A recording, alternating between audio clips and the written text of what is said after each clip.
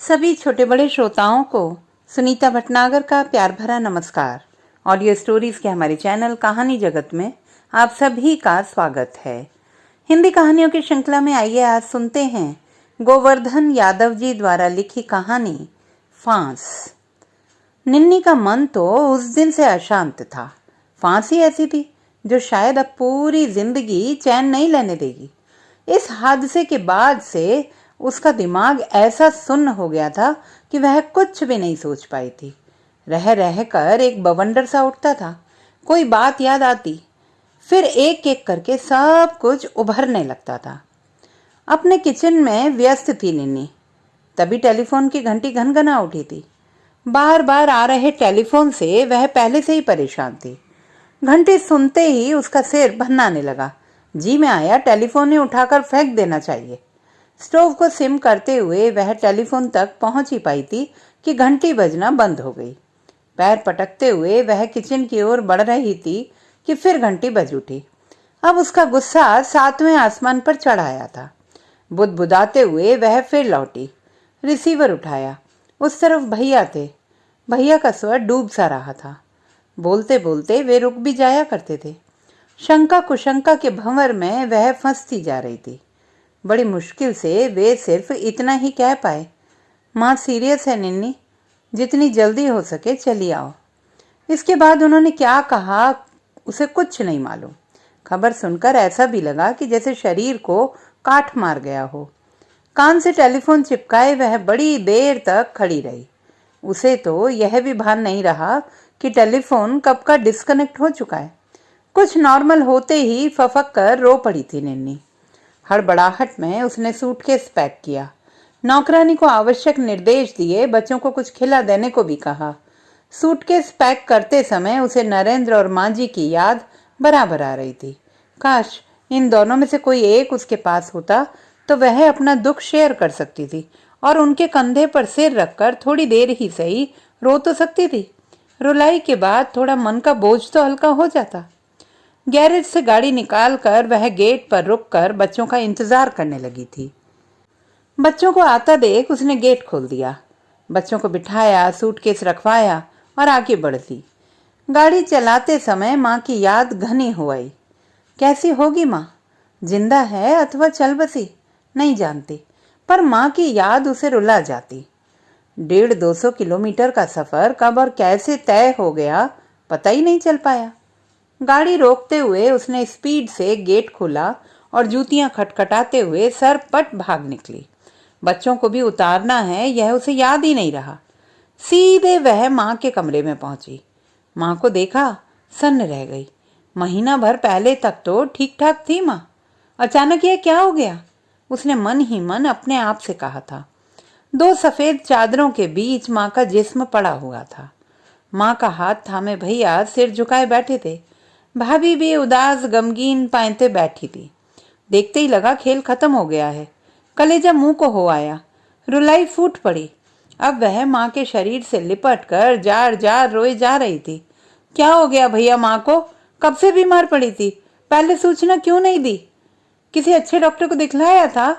अस्पताल में भर्ती क्यों नहीं कराया? तरह तरह के प्रश्नों की बौछार लगा दी थी निन्नी ने। भैया बार बार पीठ पर हाथ फिराते समझाते रहे। बड़ी मुश्किल से वह अपने आप पर काबू पा सकी थी।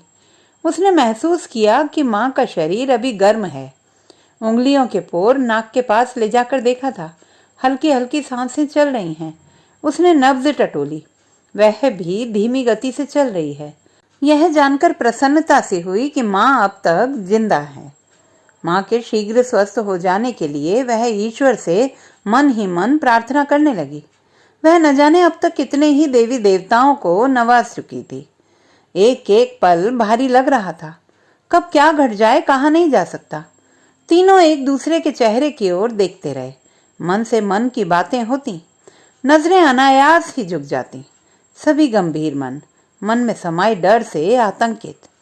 घड़ी ने रात के 4 बजाए।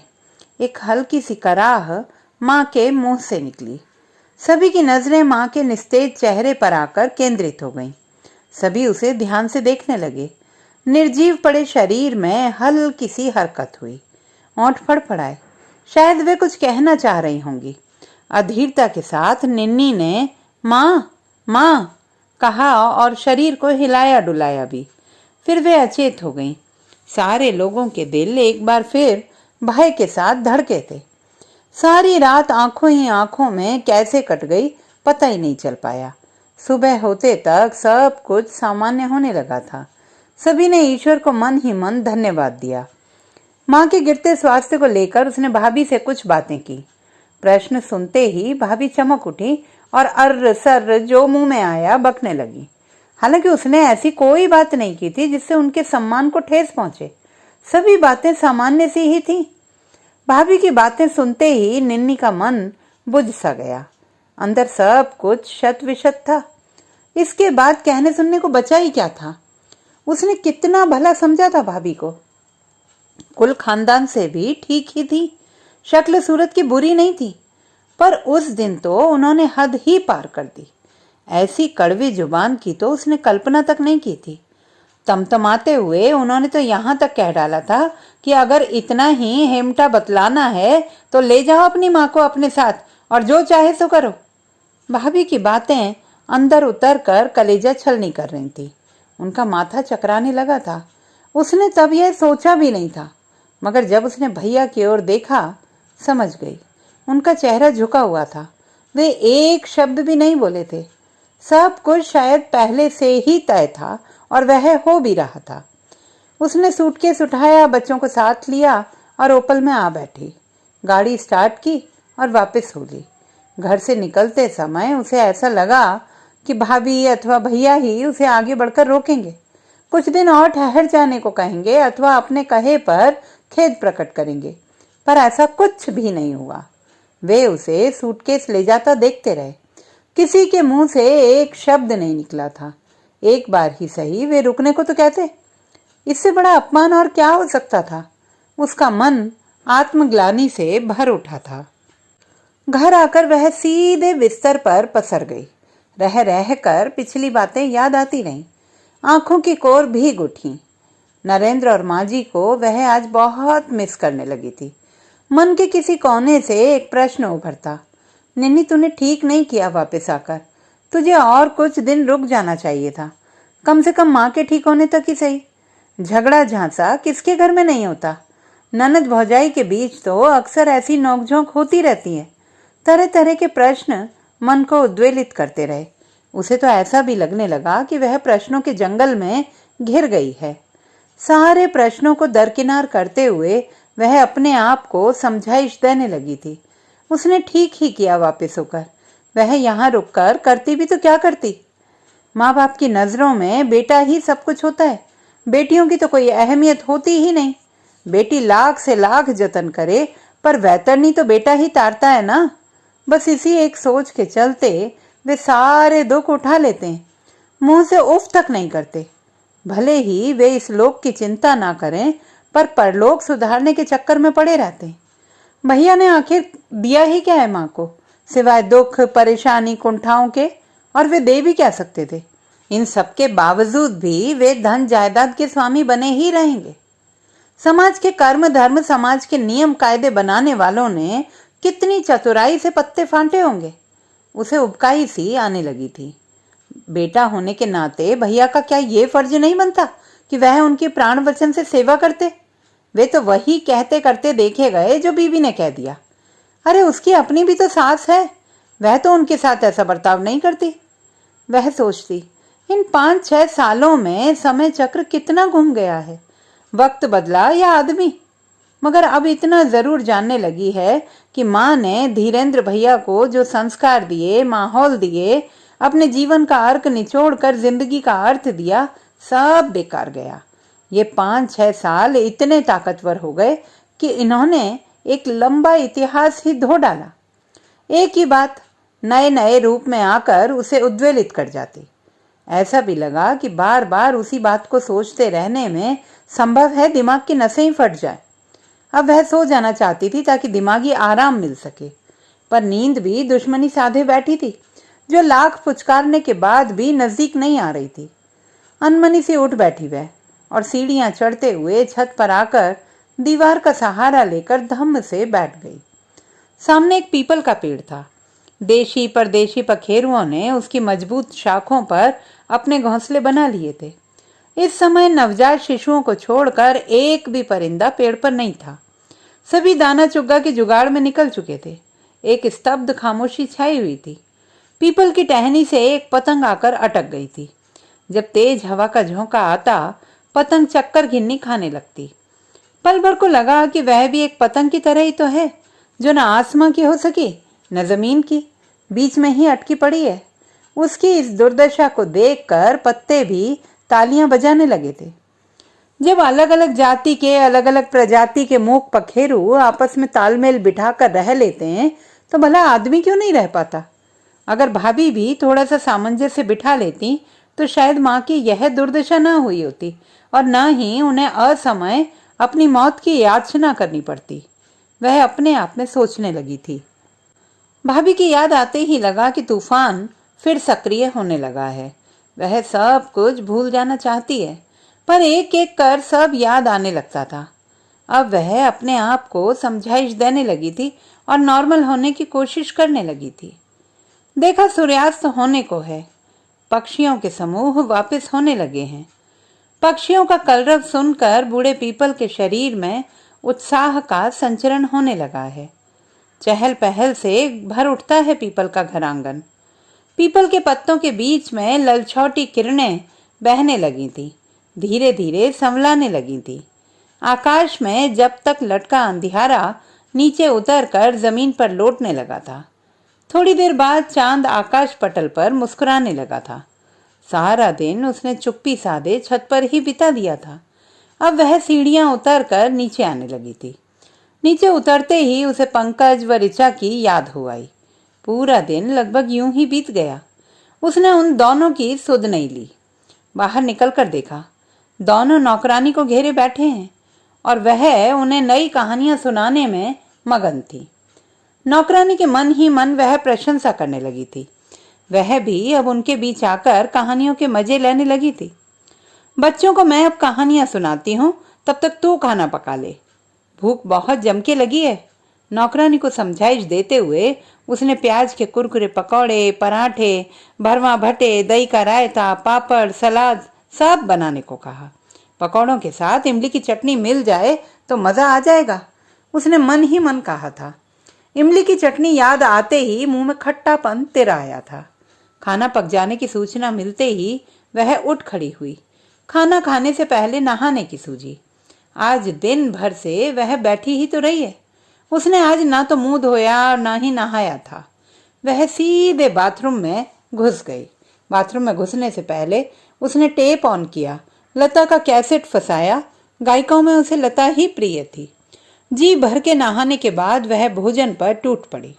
बहुत दिनों बाद वह आज लजीज खाना खा रही थी। देर रात तक वह लता को सुनती रही और बच्चों के साथ कभी चाइनीज चक्कर खेलती रही तो कभी सांप सीढ़ी। सांप सीढ़ी खेलते समय उसकी गोटी अचानक बड़े सांप के मुंह पर आ गई थी।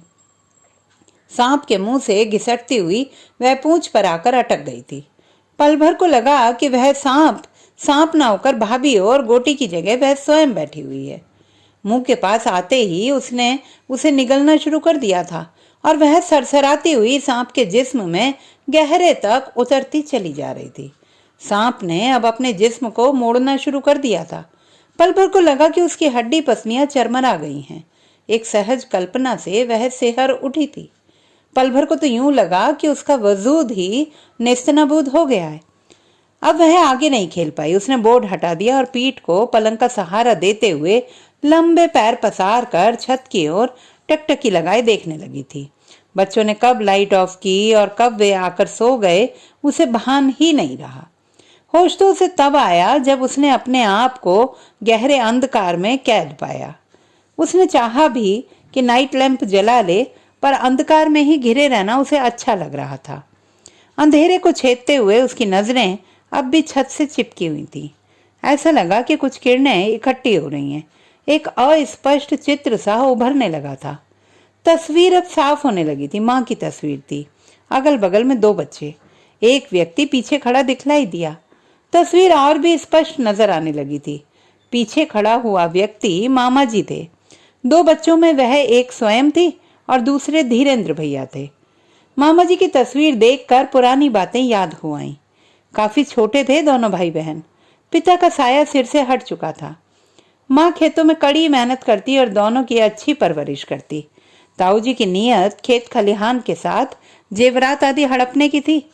वे अपनी ओर से बिसातें बिछाते। माँ शायद हर बिसात की काट जानती थी। अपनी स्कीम को फेल होते देखकर ताऊ जी खिसियाते गए थे। अब उन्होंने अपने तरकश से अंतिम अस्त्र का संहार करने की ठानी। पुआल का ढेर मकान के पीछे जमाया जाने लगा। उस दिन सारे हौद खाली कर दिए गए और गांव की बिजली भी ठप कर दी गई थी। अमावस की रात थी। खेती बाड़ी पशुधन संभालने के साथ ही माँ उतना ही भक्ति भाव से गीता रामायण भी बांचती थी। शायद कान्हा साथ दे रहे थे। वह जान चुकी थी कि उसका घर आज लाक्षा गृह की तरह धू धू कर जल उठेगा।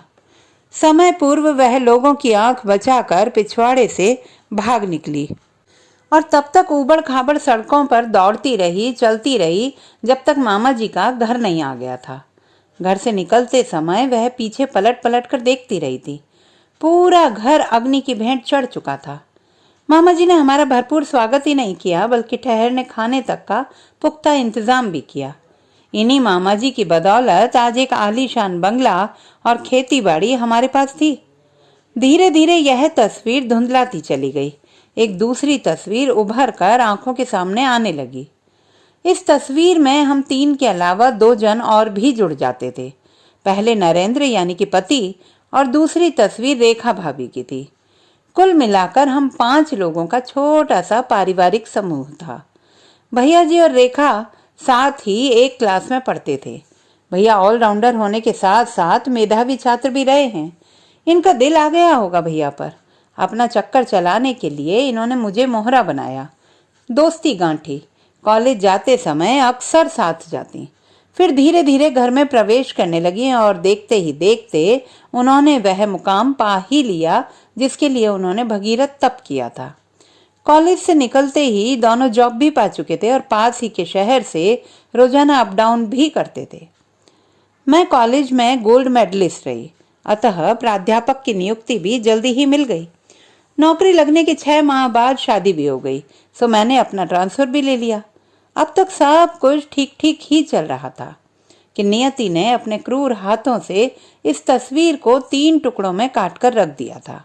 पहले टुकड़े में मैं और नरेंद्र अलग कर दिए गए। दूसरा और तीसरा टुकड़ा काटकर भी इस तरह जुड़ा दिखाई देता रहा जैसे काटा ही नहीं गया हो। पर माँ की तस्वीर भैया भाभी की तस्वीर से काट कर अलग की जा चुकी थी। 4, 5, 6 साल बीत गए। भैया को संतान सुख नसीब नहीं हुआ। अब वे इस घर को बेचकर अन्यत्र चले जाना चाहते थे, पर माँ ऐसा नहीं होने देना चाहती थी। वे बार बार कहा करती थी कि जिस घर में तूने सांस ली, जहां तू पला बड़ा हुआ और जिस शहर ने तुझे तमीज सिखाई, मान दिया, पहचान दिया, उसे तू क्यों बेचने पर तुला हुआ है। उसने यह भी सलाह दी कि ऋचा को गोद ले ले, मन रम जाएगा, आखिर तेरी बहन की ही तो लड़की है। पर भाभी अपनी बहन की लड़की को गोद लेने का मानस बना चुकी थी। विचारों की टकराहट बढ़ती ही चली जा रही थी। बात सुलझने का अंत ही नजर नहीं आ रहा था। अब क्या था, माँ की उपेक्षा की जाने लगी। कभी या तो खाना बनाया ही नहीं जाता, या बना भी लिया तो पर्याप्त बचाया ही नहीं जाता ताकि माँ भरपेट न खा सके।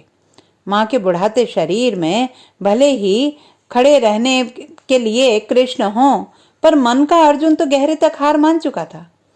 लड़ता भी तो किससे लड़ता और किसके लिए लड़ता। गांडीव एक कोने में रख देना ही उसने उचित समझा था। विचारों की तंद्रा के चलते नींद ने उसे कब अपने आगोश में ले लिया था पता ही नहीं चल पाया। वह जब सोकर उठी तो सूरज बहुत ऊपर चढ़ आया था। जागने के साथ ही उसने महसूस किया कि शरीर में ऐंठन के साथ साथ पोर पोर में आलस भी रेंग रहा है। जमहाते हुए वह उठ बैठी। बाथरूम जाने से पहले उसने फिर से लता का कैसेट लगाया, पूरा वॉल्यूम खोला और बाथरूम में समा गई। आदमकद आईने के सामने खड़ी वह ब्रश कर रही थी। मुंह धोने के बाद अब वह लता के स्वर में स्वर मिलाने लगी थी। उसने निर्णय ले लिया था कि वह अब अपने आप को और व्यथित नहीं करेगी। नियति को जो मंजूर होना है वह होकर ही रहेगा। उसने अपने चेहरे को आईने के और नजदीक ले जाकर गौर से देखा। आंखों के नीचे स्याह निशान घर बनाने लगे थे। वह चौंक उठी। अपने आप में डूबकर जीने का संकल्प लिया उसने और पूरी गति से थिरकती हुई लता के स्वर में स्वर मिलाने लगी। एक थिरकन के साथ खुशबू का एक तेज झोंका उसके बदन से आ चिपका। पल भर को यह लगा कि शरीर एक मीठी अग्नि में जलने लगा है। उसने कपड़े उतार फेंके और शावर ऑन कर दिया। उसकी कोमल हथेलियां अब उसके नाजुक बदन पर यहाँ वहां दौड़ने लगी थीं। सहसा ये भी लगा कि नरेंद्र की हथेलियां उसके शरीर पर फिसलती जा रही हैं। कभी कभी नरेंद्र यूं ही बाथरूम में घुस आया करता था और नरेंद्र की याद आते ही लगा कि वह यहाँ स्वयं उपस्थित है, उसके ही साथ है। वह आंखें बंद किए अपनी कल्पना संसार में तब तक डूबी रही जब तक शावर की आखिरी बूंदें समाप्त नहीं हो गईं। शावर के बंद हो जाने के बाद ही उसकी चेतना वापस लौटी थी। उसने आईने पर नजर डाली। आंखें शराबी, गाल गुलाबी और ओंठ लजीले हो आए थे। अपने इस परिवर्तित रूप को देखकर उसे शर्म सी आने लगी थी। तन पर साड़ी लपेटते हुए वह बाहर निकली। ड्राइंग रूम से निकलकर वेटिंग रूम में आई तो अखिलेश को असमय देखकर सकपका सी गई। अखिलेश और इस समय क्यों कर आया होगा इस वक्त? ढेरों सवाल मन में उसके रेंगने लगे थे। अखिलेश नरेंद्र का सहपाठी ही नहीं अपितु फैक्ट्री में भी बराबर का हकदार है। अक्सर वह घर पर आता ही रहता है। आज वह पहली बार ऐसे समय पर आया है जबकि उसे इस समय फैक्ट्री में रहना चाहिए था। फैक्ट्री आवर में वह कभी भी अनुपस्थित नहीं रहा है। आज अचानक उसकी उपस्थिति संदेह पैदा कर रही थी। अपनी झेप मिटाते हुए उसने इतना भर कहा था, अखिलेश भैया इस समय और आप यहाँ? वह वाक्य पूरा भी नहीं बोल पाई थी कि अखिलेश ने कहना शुरू कर दिया था कि वह काफी देर से टेलीफोन पर संपर्क करने के लिए प्रयासरत था। आखिर आप थी कहाँ इतने लंबे समय से? प्रश्न तो उसके सीधे साधे थे पर इनका उत्तर उसके पास था ही नहीं। क्या वह यह बतलाती कि वह बाथरूम में बंद थी? और क्या वह यह भी बतलाती कि वह उसके दोस्त के साथ काल्पनिक रूप से मस्ती मार रही थी? वह अपने आप में इतनी गुम थी कि उसे दीन दुनिया का होश ही नहीं था। निन्नी की चुप्पी इस बात का संकेत दे रही थी कि उसके पास इस छोटे से प्रश्न का समाधान कारक उत्तर नहीं था। उसे चुप देखकर उसने बात आगे बढ़ाते हुए कहा, भाभी मांझी आई थी और यह पैकेट दे गई हैं। उन्होंने यह भी बतला देने को कहा था कि वे स्वयं घर आई थी। दरवाजा अंदर से बंद था। काफी देर तक खटखटाते रहने के बाद भी किसी ने दरवाजा नहीं खोला तो यह पैकेट मुझे सौंपते हुए कहा था उन्होंने कि निन्नी को याद से दे देना और तुरंत वे वापस भी चली गई। आश्चर्य, महान आश्चर्य। माँ आई थी, यह कैसे हो सकता है? उनसे तो एक कदम भी नहीं चला जाता। भला वे इतनी दूर से आ भी कैसे सकती हैं? ढेर सारे प्रश्न एक साथ दिमाग को मथने लगे थे। कांपते हाथों से उसने लिफाफा खोला। पत्र माँ के ही हाथ का था। लिखा था, ये चंद कागजात महज कागज न होकर एक छोटी सी फांस है जिसने हमारे सभी के दिलों में छेद कर दिए हैं।